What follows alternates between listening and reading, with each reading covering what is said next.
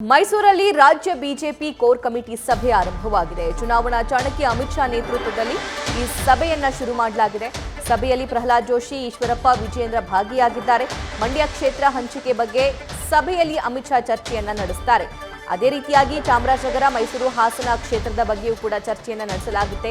ಯಾವ್ಯಾವ ಕ್ಷೇತ್ರವನ್ನ ಜೆಡಿಎಸ್ಗೆ ಬಿಟ್ಕೊಡ್ಬೇಕು, ಯಾವ್ಯಾವ ಕ್ಷೇತ್ರದಲ್ಲಿ ಬಿಜೆಪಿಯ ಅಭ್ಯರ್ಥಿಯನ್ನ ಹಾಕಬೇಕು, ಬಿಜೆಪಿಯ ಅಭ್ಯರ್ಥಿಯನ್ನ ಕಣಕ್ಕಿಳಿಸೋದಾದ್ರೆ ಯಾವ ಅಭ್ಯರ್ಥಿಯನ್ನ ಕಣಕ್ಕಿಳಿಸಬೇಕು, ಈ ಎಲ್ಲದರ ಬಗ್ಗೆ ಚರ್ಚೆಯನ್ನು ನಡೆಸಲಾಗುತ್ತೆ.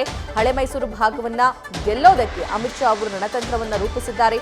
ಎಲ್ಲಾ ಕ್ಷೇತ್ರದ ಮುಖಂಡರ ಜೊತೆ ಸಭೆಯಲ್ಲಿ ಅಮಿತ್ ಶಾ ಅವರು ಚರ್ಚೆಯನ್ನು ನಡೆಸ್ತಾರೆ. ಲೋಕಲ್ ಲೀಡರ್ಸ್ಗಳಿಗೂ ಕೂಡ ಆ ಸಭೆಗೆ ಆಹ್ವಾನ ಮಾಡಲಾಗಿದೆ.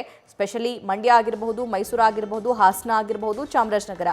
ಸೊ ಈ 4 ಲೋಕಸಭಾ ಕ್ಷೇತ್ರದ ಲೋಕಲ್ ಲೀಡರ್ಸ್ಗಳನ್ನು ಕೂಡ ಈ ಕಾರ್ಯಕಾರಿಣಿ ಸಭೆಗೆ ಅಮಿತ್ ಶಾ ಅವರು ಕರೆದಿದ್ದಾರೆ. ಸೊ ಅವರ ಗ್ರೌಂಡ್ ರಿಪೋರ್ಟ್ ಅನ್ನು ಕೂಡ ಪಡಿತಾರೆ. ಅದಾದ ನಂತರ ಇನ್ನಷ್ಟು ಪಕ್ಷವನ್ನ ಹೇಗೆ ಸ್ಟ್ರಾಂಗ್ ಮಾಡಬೇಕು, ಹೇಗೆ ಬಲಪಡಿಸಬೇಕು ಅನ್ನುವಂತಹ ನಿಟ್ಟಿನಲ್ಲಿ ಒಂದಿಷ್ಟು ಸೂಚನೆಗಳನ್ನು ಕೂಡ ಕೊಡುವಂತಹ ಸಾಧ್ಯತೆ ಇದೆ. ಆವಾಗಲೇ ವಿಜೇಂದ್ರ ಅವರು ಕೂಡ ಮಾತಾಡ್ತಾ ಇದ್ರು.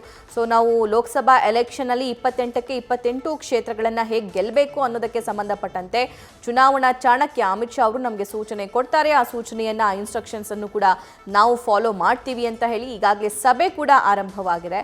ಸೊ ಈ ಸಭೆಯಲ್ಲಿ ತುಂಬಾನೇ ಕುತೂಹಲ ಇರುವಂತಹ ಕ್ಷೇತ್ರ ಮಂಡ್ಯ ಲೋಕಸಭಾ ಕ್ಷೇತ್ರ.